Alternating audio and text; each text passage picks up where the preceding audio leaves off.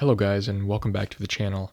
Today I wanted to make a video talking about a method that I learned on how to clean toys, specifically how to remove paint scuff marks from vintage toys. So I have a bunch of figures that I've had for a long time that have some paint marks on them from where other toys have rubbed up against them and they've gotten paint on them and stuff.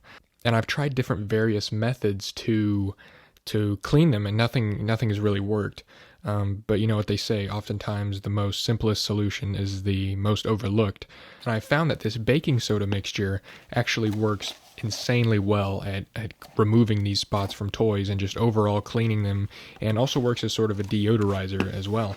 However, before we get into this video, I just want to put a disclaimer out there that this is not a 100% foolproof method.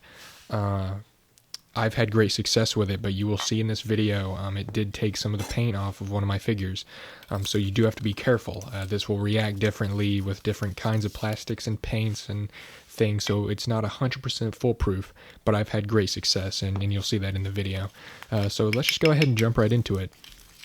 So first off, I have this vintage Pachycephalosaurus that I've had for a long time. Like I said in my collection video, this is one of the first figures I ever got, and this was my test subject last night when I found out about this method. And you can see the before and after is insane. It just cleaned it up really nicely, got rid of all those dark black, paint splotches and everything.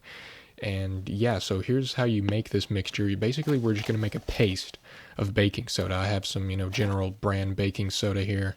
And I'm just going to add some water to this to make sort of a thick paste that we will use to clean the figures. And you see I'm adding a little bit more water.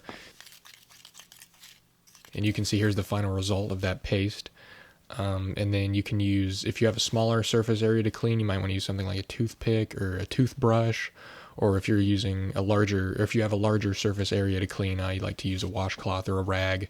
So here's our first test subject. This is an old Stegosaurus I've had for as long as that Pachycephalosaurus, actually.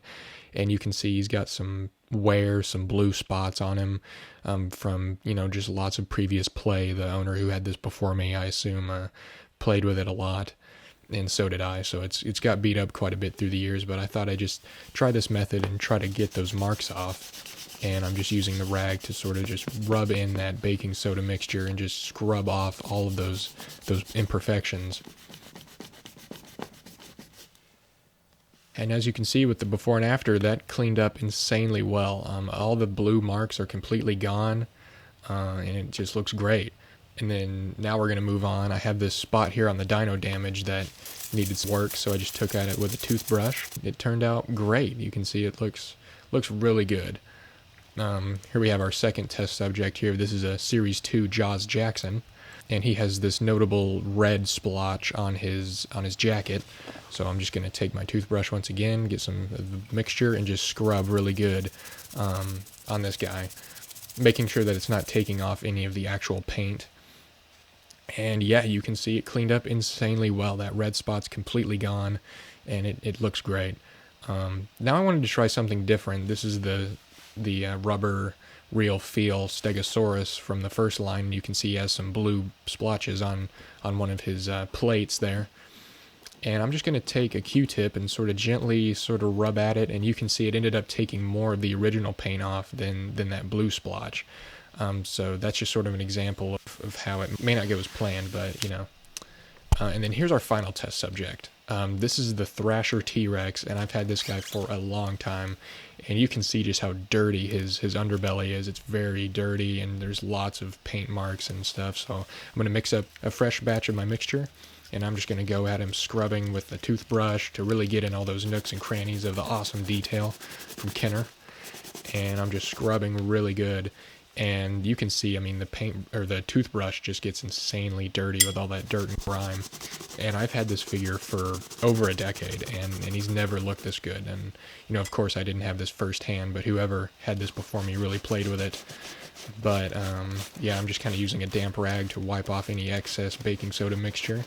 And boom, look at that. You can see from the before and after. It is a night and day difference. It is so much more bright and clearer. All that grime is gone. There's some areas where the original paint has come off, but there's really nothing you can do about that. So, but yeah, guys, that's been the video, and I really appreciate you guys sticking around, and hopefully this method works for you as well. Thanks for watching, guys.